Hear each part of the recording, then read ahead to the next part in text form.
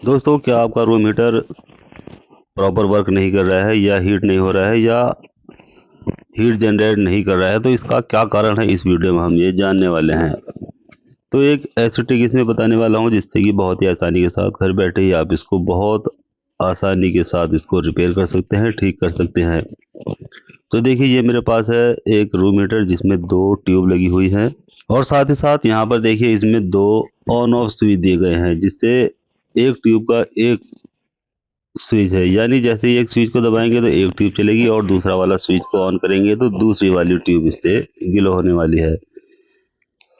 अगर दोनों स्विच हम ऑन कर देंगे तो दोनों ट्यूब इसकी एक साथ ग्लो होंगी और हीट होंगी।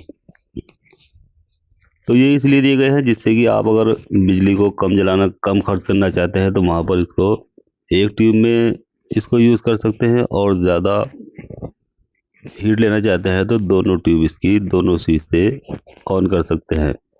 तो चलिए, इसकी जो ये पावर कॉर्ड है इसको मैं बोर्ड में लगा लेता हूँ, यानी जो इसकी मेन लीड है, मेन वायर है, इसको मैं यहाँ पर बोर्ड में लगा लेता हूँ और ये देख लेता हूँ कि इसमें करंट आ रहा है या नहीं। तो देखिए, जैसे ही मैंने इसमें इसका मेन प्लग यहाँ पर लगाया है तो यहाँ पर देखिए मेरा बल्ब बिल्कुल भी ग्लो नहीं हो रहा है, क्योंकि इसमें सप्लाई आ चुकी है। और जैसे ही मैं इसको यहाँ लगाऊंगा तो ये, क्योंकि सीरीज में लगा हुआ है, तो ये यहाँ पर बल्ब इसमें ग्लो होता हुआ दिखाई देता है, लेकिन यहाँ पर किसी तरह का कोई भी इसमें रेस्पॉन्स दिखाई नहीं दे रहा है। जबकि देखिए, दोनों स्विच मैंने इसके ऑन कर रखे हैं। यहाँ पर जैसे ही मैं इसके दोनों स्विच ऑन करता तो यहाँ पर मेरा जो ये बल्ब है ये गीला होता, यानी सीरीज में जलता हुआ दिखाई देता, लेकिन यहाँ पर किसी तरह की कोई भी कंटिन्यूटी यहाँ पर नहीं आ रही है। तो इसका मतलब यह है कि इसके अंदर कहीं ना कहीं फॉल्ट है और इसको अंदर से ही खोल कर उसको देखना होगा कि यहाँ पर इसके अंदर कहाँ पर फॉल्ट है।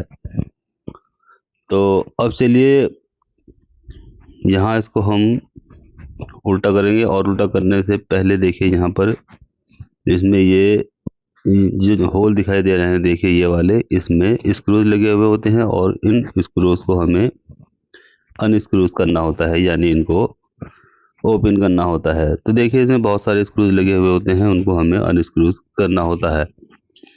तो चलिए, यहाँ से इसके सभी स्क्रूज को हम अनस्क्रूज करेंगे। यहाँ पर देखिए, इसके सभी स्क्रूज ओपन करने के बाद इसकी जो बैक प्लेट है वो ऊपर की ओर उठा ली जाती है। तो देखिए, ये इसकी प्लेट पूरी की पूरी, यानी आधा हिस्सा इसका ओपन हो चुका है।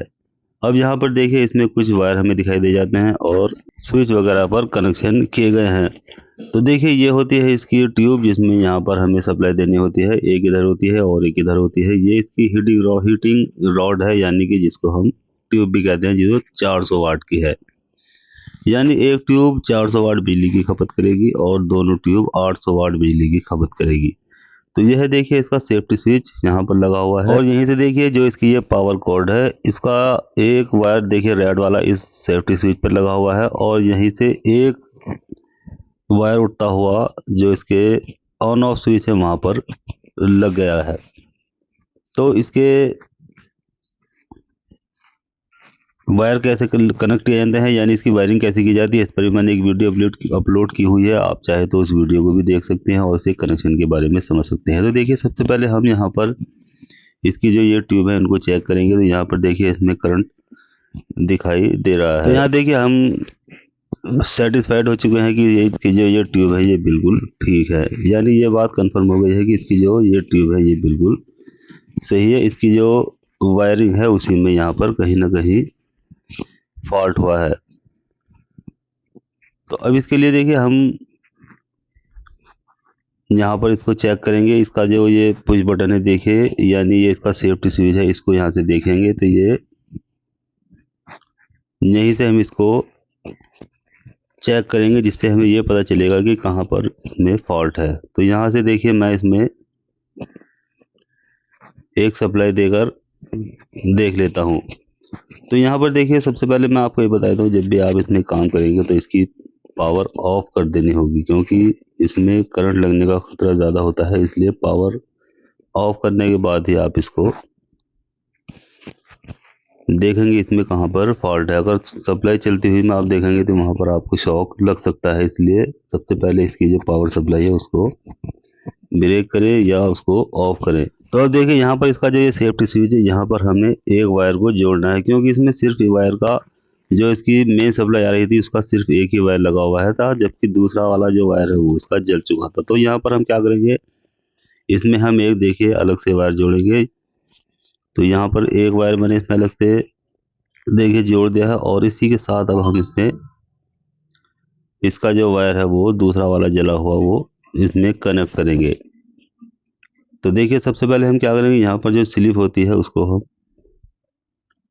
इस वायर पर चढ़ाएंगे, जिससे कि क्योंकि इसमें हीटिंग होती है और यहाँ पर स्लीव का चढ़ाना बहुत ज़रूरी हो जाता है। अगर हम वैसे ही बिना स्लीव के वायर लगा देंगे तो यहाँ पर हीटिंग होती है, और हीटिंग होने की वजह से इसमें जो इसकी पीवीसी होती है वो जल जाएगी और यहाँ पर वायर नंगा हो जाएगा, जिसकी वजह से बॉडी पर करंट दौड़ जाएगा। तो इसलिए यहाँ पर इसकी जो स्लीव होती है उसको हमें यहाँ चढ़ाना बहुत ज़रूरी हो जाता है।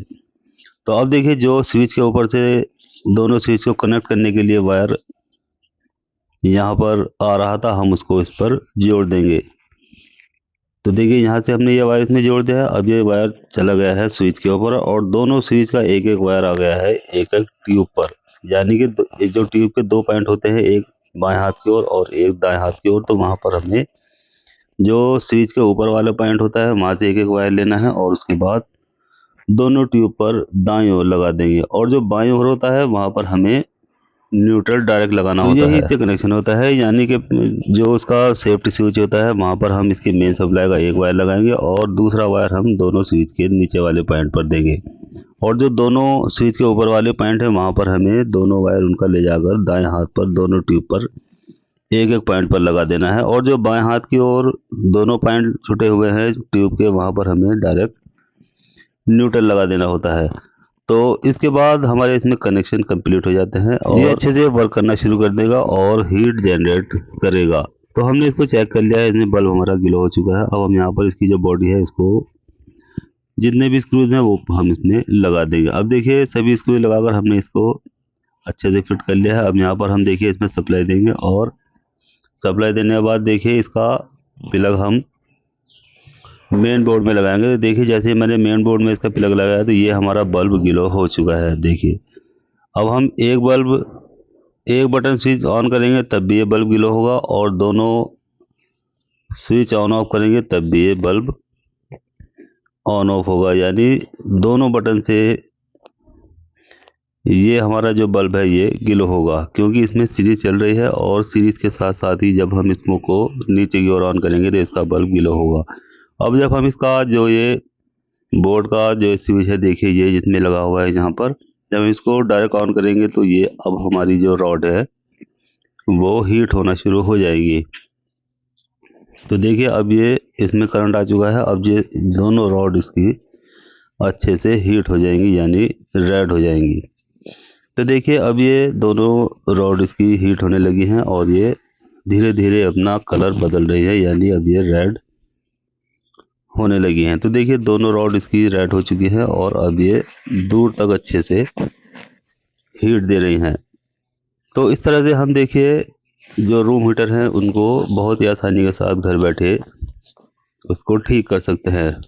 तो दोस्तों मौसम क्योंकि ख़राब है और वीडियो की क्वालिटी कुछ ज़्यादा बढ़िया नहीं आ रही है, इसलिए मैंने इसमें लाइट भी जला रखी है जिससे कि कुछ वीडियो साफ दिखाई दे, लेकिन मौसम ख़राब होने की वजह से कुछ वीडियो की क्लैरिटी में प्रॉब्लम हो सकती है, इसलिए हम इसके लिए माफ़ी चाहेंगे, यानी आप इसको अच्छे से एडजस्ट कर लेंगे। तो देखिए इस तरह से हम रूम हीटर को किसी भी तरह के रूम हीटर को बहुत ही अच्छे से ठीक कर सकते हैं।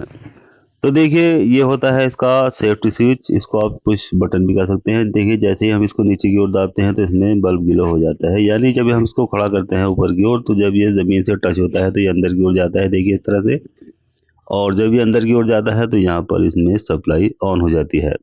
अगर हम इसको उठा देते हैं तो देखिए इसकी सप्लाई ऑफ हो जाती है। तो इस तरह से ये वर्क करता है, यानी इसका जो सेफ्टी स्विच है वो हमारे उठाने के साथ ही ये अपना आप हीटर को बंद कर देता है। तो दोस्तों इस वीडियो में इतना ही। वीडियो अच्छी लगती है लाइक करें, शेयर करें और बेल आइकन दबाएं, और साथ साथ चैनल को सब्सक्राइब करना ना भूलें।